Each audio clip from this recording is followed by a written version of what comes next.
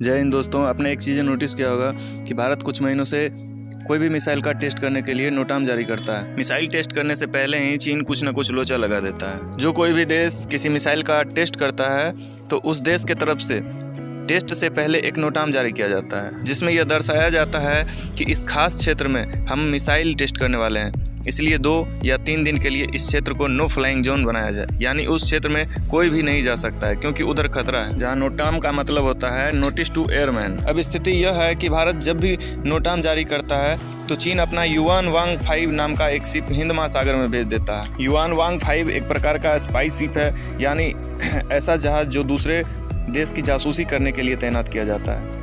इस जहाज की मदद से उपग्रह, रॉकेट तथा अंतर महाद्वीपीय बैलिस्टिक मिसाइल लॉन्च की निगरानी के लिए इसको तैनात किया जाता है। हम कुल मिलाकर यह कह सकते हैं कि यह एक नवीनतम पीढ़ी का अंतरिक्ष ट्रैकिंग जहाज है। अब इससे बचने के लिए यूँ तो भारत के पास अनेकों ऑप्शन है, परंतु भारत कोई ऑप्शन नहीं चुनकर अपना दिमाग लगाना शुरू कर देता है। भारत की तरफ से 5000 किलोमीटर का नोटाम जारी किया जाता है तो चाइनीज शिप हिंद महासागर में पहुंच जाता है और कहता है कि हमें संदेह है कि भारत का यह मिसाइल 5000 किलोमीटर से ज़्यादा रेंज का है, क्योंकि 2020 में ही चाइनीज अखबार ने यह दावा किया था कि भारतीय मिसाइल अग्नि 5 का रेंज सरकार भले ही 5000 किलोमीटर कहती हो, परंतु इसकी वास्तविक रेंज 7 से 8000 किलोमीटर है। इसी बात को साबित करने के लिए नोटाम जारी होते ही चाइनीज शिप हिंद महासागर में आ धमकता, परंतु भारत भी सिर्फ नोटाम जारी करता था, परंतु मिसाइल टेस्ट करता ही नहीं था। 2-3 बार ऐसा ही किया तो अगली बार चीन को लगा कि भारत के तो बस ठगता है, टेस्ट तो करता नहीं है, तो इस बार वो अपना शिप नहीं भेजा और भारत में सच में इस बार अपना मिसाइल टेस्ट कर लेता है। तो इस बात से चीन आ गया टेंशन में, परंतु टेंशन किस लिए यह बात हम आगे बताएंगे, तब तक आप लोग वीडियो में बने रहें। भारत का अग्नि 5 मिसाइल टेस्ट हो गया, चीन को कुछ भी ना पता चल पाया। 2 दिन बाद भारत की तरफ से यह ऑफिशियल बयान आता है कि भारत के कुछ वैज्ञानिकों ने अग्नि 5 में कुछ महत्वपूर्ण बदलाव किए, जिस वजह से अग्नि 5 पहले के अपेक्षा काफ़ी हल्का हो गया, लगभग 20% तक हल्का हो गया, जिस वजह से इसका रेंज भी 5000 किलोमीटर से बढ़कर 7000 किलोमीटर तक हो गया है। फिर चीन ने कहा कि देखा, मैंने तो पहले ही कहा था कि भारत के पास 8000 किलोमीटर तक का मारक क्षमता है। तो चलिए जानते हैं कि इस मिसाइल और 7 से 8000 किलोमीटर से चीन की इतनी फटती क्यों है। तो भैया, अब इस मिसाइल को आप भारत के किसी भी कोने से दागोगे तो उसके रेंज में समूचा चीन, पाकिस्तान, यूक्रेन, रूस, इंडोनेशिया तथा कुछ और यूरोपीय देश भी आते हैं। चीन के लिए सिर्फ इतना ही चिंता वाली बात नहीं है, बल्कि और भी कई सारी खासियतें हैं इस मिसाइल की, जिसके कारण चीन का बीपी हाई हुआ है।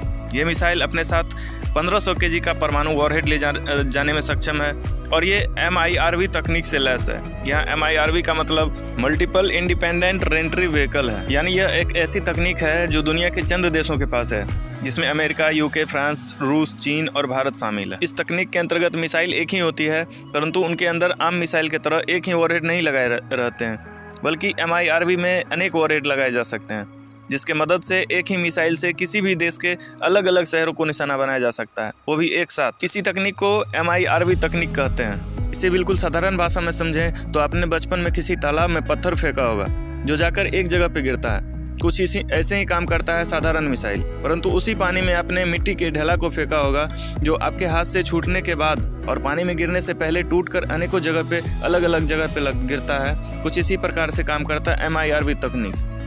भारत का अग्नि 5 एक इंटरकॉन्टिनेंटल बैलिस्टिक मिसाइल है। इंटरकॉन्टिनेंटल का मतलब होता है अंतर महाद्वीपीय, मतलब कि एक मिसाइल जिसका रेंज 5000 किलोमीटर से अधिक हो, जिसके सहायता से एक द्वीप से दूसरे द्वीप पे हमला किया जा सकता है, उसे इंटरकॉन्टिनेंटल मिसाइल बोलते हैं। और बैलिस्टिक मिसाइल का मतलब वो कोई भी मिसाइल जो लॉन्च होने के बाद सीधा आसमान की तरफ बढ़ता है, यानी वायुमंडल से बाहर जाकर फिर अपने टारगेट पर गिरता है, उसे बैलिस्टिक मिसाइल बोला जाता है। अग्नि 5 भी एक प्रकार का इंटरकॉन्टिनेंटल बैलिस्टिक मिसाइल है। अग्नि 5 का यह पहला टेस्ट नहीं था, बल्कि यह आखिरी टेस्ट माना जा रहा है। इससे पहले इसके 9 टेस्ट हो चुके हैं और यह भी माना जा रहा है कि अब इसे जल्द ही सेना में शामिल भी कर लिया जाएगा।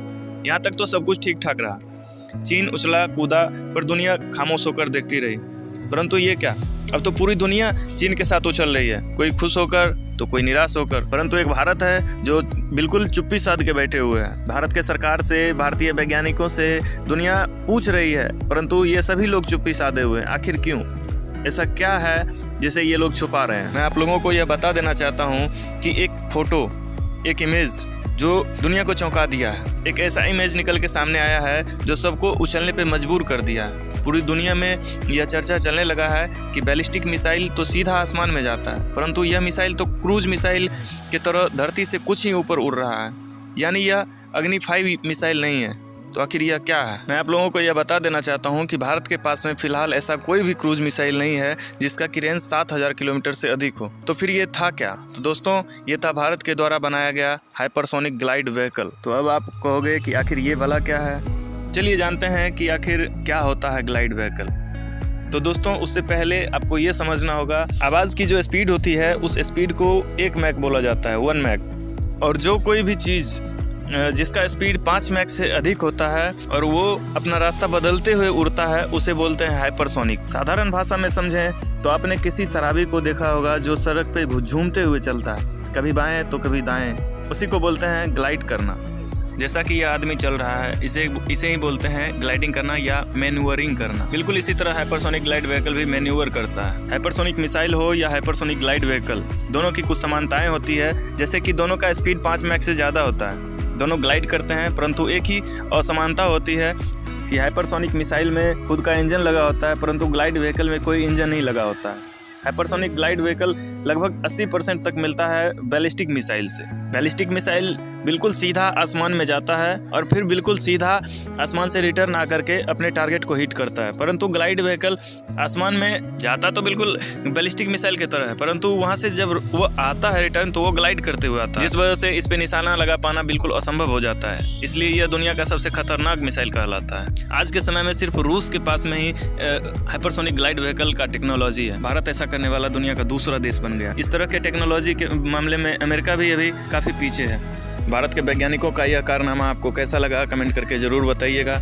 और अगर आपको भी भारतीय वैज्ञानिक पे गर्व है तो कमेंट में जय हिंद लिखें और इस वीडियो को ज़्यादा से ज़्यादा लोगों तक शेयर करें ताकि अधिक से अधिक लोग भारतीय वैज्ञानिक पे गर्व कर सकें। मिलते हैं अगले वीडियो में, तब तक के लिए जय हिंद।